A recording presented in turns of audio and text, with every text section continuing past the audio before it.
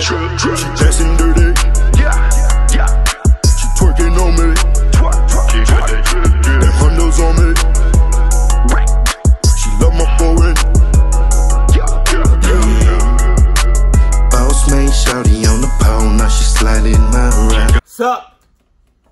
The day has started off normal. The only unusual thing was my parents inviting me to their house for dinner. Right, what? As I stepped out of the house, I clicked the button on the keys to unlock my car doors. I shivered when the cold breeze hit me. The night air was a bit chilly, so I stepped back into my house to grab a jacket, then headed back to my car.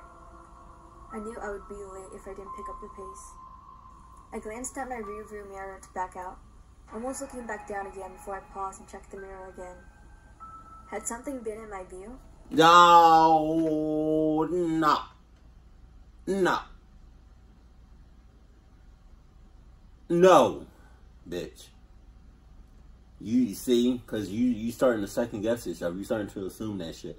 So, I'm going to need you to cancel all plans. The only plan is for you to stay at your house, sweetheart.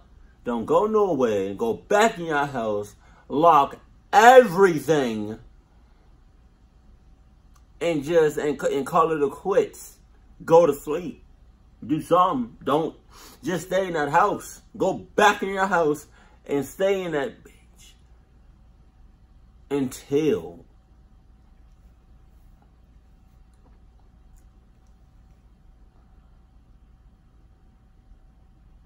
I'll give you the A-OK. You feel me?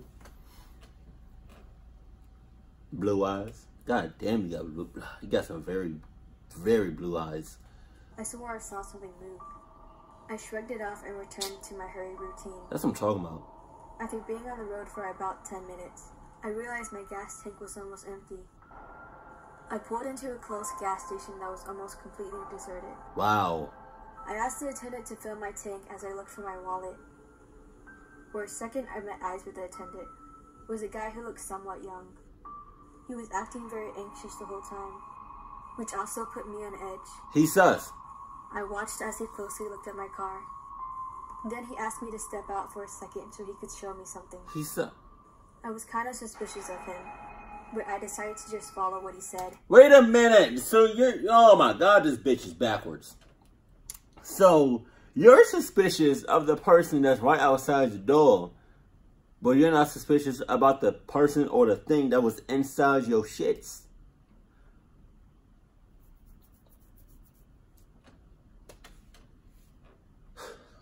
You must have been a person in school whenever there was a quiz or a test. And like there was an essay part or something. You did the essay first and then did the multiple choice and then did the questions instead of doing the questions first and then the essay. Dude, you a backwards bitch. I didn't want to get stranded in the middle of nowhere. I opened my car door and stepped out. Before I knew it, he grabbed me and put his hand over my mouth. He told me to come with him and to not make any noise. What? Then he pulled me into the station as I struggled to get away and call for help. I thought this was the end for me in that moment. As soon as we got in the gas station, he let go of me and told me something that sent chills down my spine. There's a random man hiding in your back seat. I didn't want him to know I saw him, so I brought you here. Together we called the police and reported the guy. Whenever the police arrived, they searched my... God damn. Why all these motherfuckers got nice, silky, smooth, luscious, volume, shiny hair? Jesus. But okay, so the person that protected you, all right, at the gas station, how did he know that the person that was in your car was a stranger, was up to no good? How did he know that? Huh? For all he knew, it could have been, you know, the person in your car could have been related to you, or could have been a friend, doing some weird stuff. How'd you know he was up to no good? Huh? Are you telling me right now you in cahoots? Because how did you know that? You couldn't have known that. Unless you took a wild motherfucking guess. That's one hell of a guess. All I'm saying is, it's a very slim chance that the person that was at the gas station and that protected you knew that the person that was in your car was up to no good. Very slim chance. Unless they was in cahoots. Later on, I found out the guy was actually a wanted serial killer, planning to kill me as soon as he got the chance. I thanked the gas station attendant over and over again. It seemed like he saved my life. I ended up making it to my parents' house safely. What? I would have said, nah.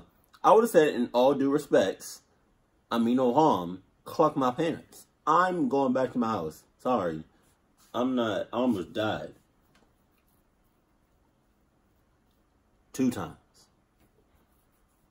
I almost died because of the motherfucker that was in my car, and then I could have died with the motherfucker that protected me. Which, if you really think about it, he could have been in cahoots with the motherfucker that was in the car. Just saying. So, fuck my parents, but I'm not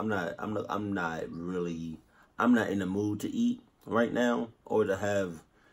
I don't like people right now. So you know what?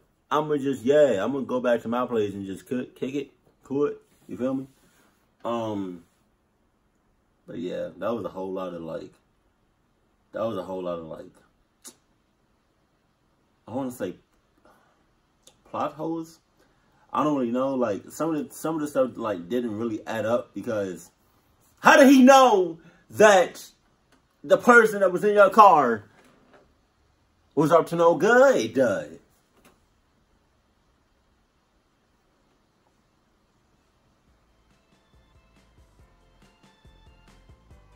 Oh, and baby girl, yeah, you was also clucking up, because how did the person get in your car? You telling me right now you don't lock your doors? You don't lock your windows? You don't lock nothing? Huh? And if you don't lock your doors, your car doors, your car windows, makes me think you don't lock your house. Front door, back door, side door, screen door, windows, vents. You don't lock nothing. I know how to put 2 and 2 together. What are you talking about? Keep it cool, keep it classy, and I love you. Stay happy, my family.